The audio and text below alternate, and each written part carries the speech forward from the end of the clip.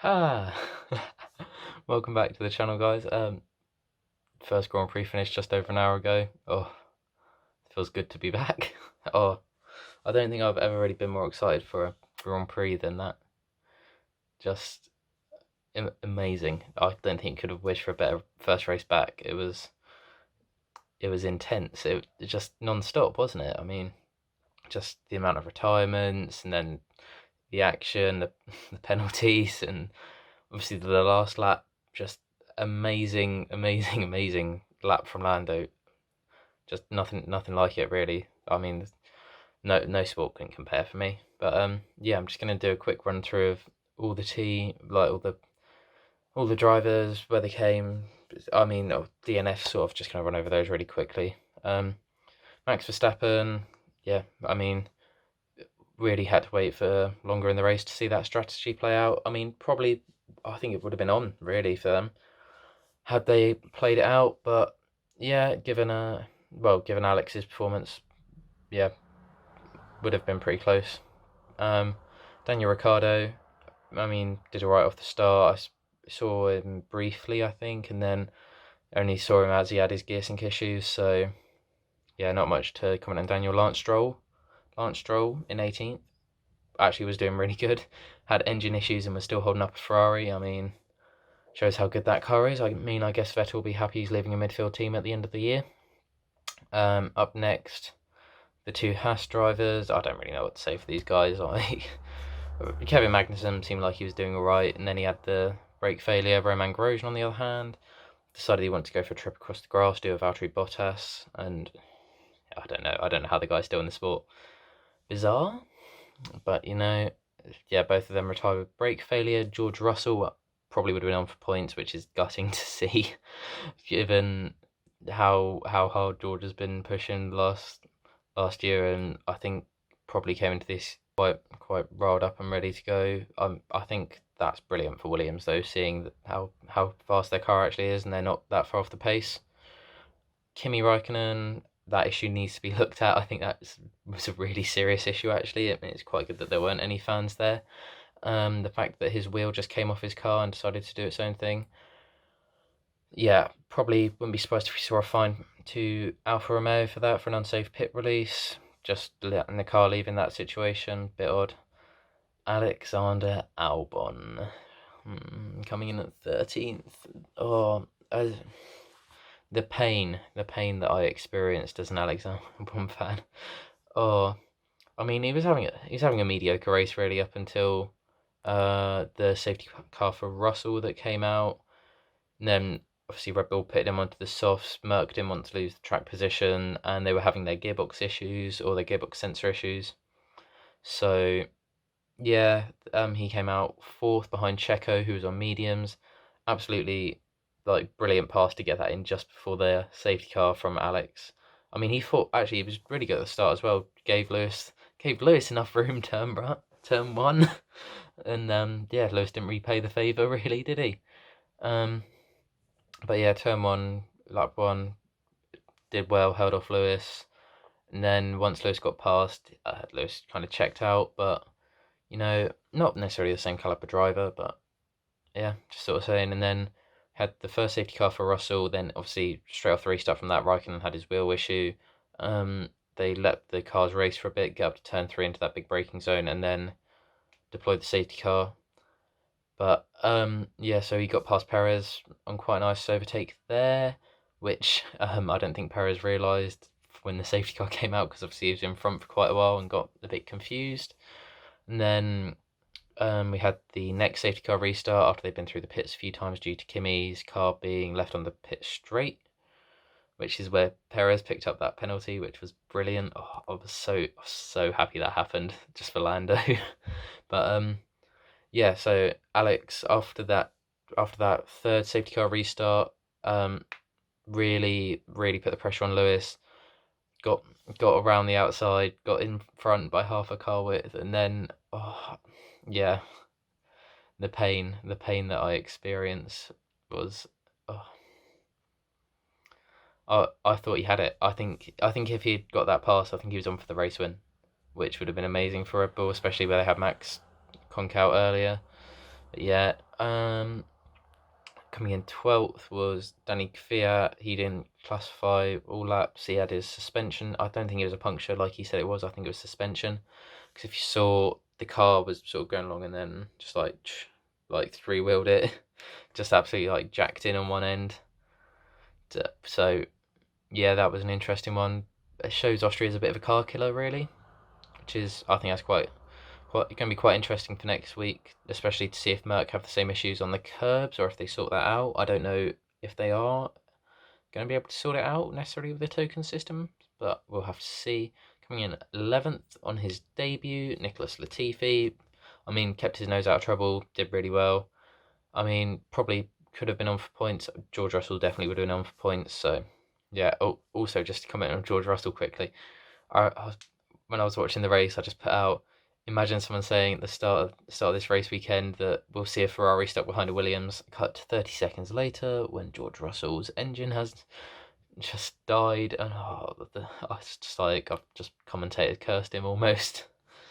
Coming in at 10th, the weekend to forget for Sebastian Vettel, doing his thing, spinning himself, and of course he didn't even make contact with Sainz, which was the worst thing. Obviously, get spinning on your own fruition as the guy that's replacing you at your team turns in on you. Just, you don't really have words for it, do you? I mean, maybe I shouldn't have put him as winning the championship. Brilliant, good one for me saying that. In at 9th, Antonio Giovinazzi. I mean, got knocked out Q1, so stellar performance by him getting up to there, but not much else to say really, is there? I mean, with the cars below him that all DNF'd, I mean, you sort of expect him to be about there. 8th, Esteban Ocon, actually a really good performance by him on his Renault debut. Quite pleasantly surprised. I don't rate Ocon that much really. I know a lot of people do, but I don't see it. I think barely saw any of Ocon really on the TV feed, and the same with the next person. The only time I did see Ocon actually or we saw Ocon, was when he went for the overtake on K-Mag, and then you just saw K-Mag just fucking have his brake failure. Up next is Pierre Gasly. Brilliant performance for AlphaTauri. I just saw him in an interview say that he was having issues on lap 10, and the team were actually going to retire the car. He was having brake issues, and he just asked the team to go one more lap, and they just managed to sort themselves out. So that was pretty lucky of them, being able to bag a few points just by Gasly wanting to stay out an extra lap. In at number 6, the man who probably should have had a much better day, Sergio Perez. I mean, yeah, he was on for quite a good scoring, you know. Should have had a much better race. I mean, the race pace on that car was actually below what we thought, and I mean, McLaren obviously thought that the racing points were going to be a much bigger issue, but we'll have to see. I think maybe going into Hungary and Silverstone they might be, but yeah, um, yeah, I think Perez was driving mighty fine. Just a shame I'm happy and upset that he got the podium. Oh, the not the podium, the penalty, the 5 second time penalty for speeding in the pits, which would have been when the cars were going through the pits during the lap. The safety truck was removing Raikkonen's car from the pit straight. But yeah, I don't know. Perez was looking quite strong all race. He didn't necessarily seem like there were points where he challenged Lando and obviously got in front of him at one point, but then Lando came and absolutely mugged him. So from way back, so I don't know. I expected a better performance from Sergio. Really, I genuinely expected probably a podium, especially given the race of attrition it was and how Max didn't finish the race. I would have expected the podium, and who did finish on there. In at 5th, Carlos Sainz. Really, really good weekend for McLaren, obviously. Second in the championship, surprisingly. I bet no one would have thought that going into this weekend. But yeah, Sainz, I think he drove in a right race. He was sort of, obviously, as per usual, not really getting shown on the TV feeds, so didn't get to see much. He had a nice duel with Lando in the first half of the race, and I think he did Vettel once. Yeah, I didn't. He didn't get past Checo on track though. I think he got through on the penalty. Yeah, improvement on his qualifying, on where he qualified, but it's hard to comment on Carlos because we just didn't see him. In at fourth, Lewis Hamilton. Now, yeah, it wasn't really his weekend, was it? He got the penalty just before the race, which initially I thought was just a bit like, really, Red Bull, you're calling another penalty, or not penalty, another inquiry into this. But when you think about it, if you think back to Mexico 2019 when Bottas had his incident and he obviously crashed, Max could easily see the car and he got the yellow wave right in his face. That was the evidence Red Bull took to them and said that, Lewis could see a yellow flag, and that different videos came out afterwards that showed there was a visible yellow flag on one of the little screens they have up. And also, I think if you see that gravel dust, there's probably a driver in there. It's not going to be anything else, so it's safe to assume that you probably have a yellow flag, and they have a little blip on their dash. So I know, I think it was a fair penalty for Lewis to get the 3-place grid drop. But, yeah, also the one against Alex, I think that was probably fair, where Alex was more than alongside. He was half a car length past. I mean, I'm a massive Alex Albon fan, but actually watching it Alex couldn't have gone any further left. And when obviously the driver on the inside holds the line of the corner, but by the time they were coming out of the corner, Lewis was starting to open up and go on throttle. And Alex, if you can't really force a driver onto the grass, that's not in the rules. So I don't know. It's a hard one. I think it was a fair penalty. I mean, you could probably swing it either way. It just depends on your stewards, really. And then in third, the man of the moment, absolute poster boy for young British F1 fans, Lando Norris. What a performance! I mean, yeah, he started third, he finished third, absolutely brilliant. Just, I think at the start the race pace dropped off a bit for Lando in that, but yeah, he really came back into it at the end of the race, and when he got the pass on Sergio, which he absolutely mugged him, that was like a Danny Rick send it from far back, just absolute no business getting that overtake, because Checo left the door open, so gonna go for it. So I was listening to a thing on Sky. Lando said he knew Checo had the penalty, but he didn't know till he got past Checo that Lewis had a penalty. And we found out about the Lewis penalty earlier, which I find quite surprising that McLaren didn't say anything. But yeah, he put in an absolute belter of a last lap to get within the 5 seconds of Lewis. I mean, I think he made up 9/10 in the middle sector alone, which is insane. Just wow for that McLaren. And then he also took fastest lap on the final lap as well, so not too shabby for him. Coming in at second, man who had no right in being there, is Charles Leclerc. Just, I don't really have much to say. He was fighting for 8th at one point in the race, and then all of a sudden you just see him making moves, sidling up through the field somehow. I mean, it seems like that Ferrari really comes alive on the softer tyres on low fuel, but I think that can be said for any F1 car that is probably good on soft tyres and low fuel. But I mean, you have to be there to get the points and get the position. So Charles did a good job getting there.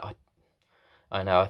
I don't think he'll be able to replicate it next week. Obviously, Red Bull will probably know what their engine issues were, and then I think I don't know. I could see it being a tough week for Mercedes next week, where they've got these sensor issues. I mean, if they're riding the curbs again, they might have to take it a bit more difficult. But yeah, coming in at first, Valtteri Bottas led it from the lights out. Just, yeah. I mean, he did a very good job holding off Lewis on all those restarts. I mean, not much to complain about there. But we obviously had those gearbox sensor issues that they were having, and we got the famous Valtteri, it's James, over the mic. Also to Lewis as well, because obviously the race engineers were telling them to stop riding the curbs, but it wasn't really happening. And it was quite funny when we heard him get on the radio, and when Bono got on the radio to Lewis and said, "Oh, we need to stop riding the curbs," and Lewis just went back, "Oh yeah, I'm not doing it that much, but Valtteri is." It's just like, sort of dobbing your sibling in or something. It's like, I'm not doing it, but they are.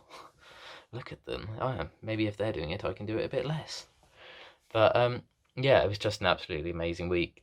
Like weekend of F1 and F2, F3. It was so good to just watch racing again. And yeah, I hope you guys enjoyed the video. It's just sort of very rambly off the cuff, just what I like to do. Let me know if you guys thought the penalty for Lewis was fair, and give me your reason why. Also, like, comment, subscribe, tweet me at Elliot_F1. Thank you guys for watching. Alright, hope you enjoyed the race. See you next week for the next one. Bye guys.